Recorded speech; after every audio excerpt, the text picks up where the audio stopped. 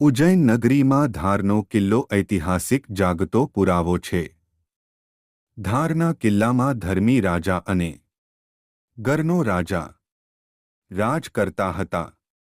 ધર્મી રાજા સ્વભાવે શાંત અને ભક્તિભાવવાળો હતો. ગરનો રાજા સ્વભાવી તીખો અને કપટી હતો. એક રાજગાદી ઉપર બે રાજા પ્રજાને ગમતું નહોતું. રાજા ધૃતકીડા પણ રમતા હતા. રાજમાં લક્ષવેધનું આયોજન થયું. લક્ષવેધમાં ધર્મી રાજા હારી ગયો.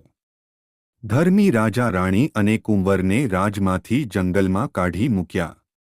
જંગલ પછી જંગલ.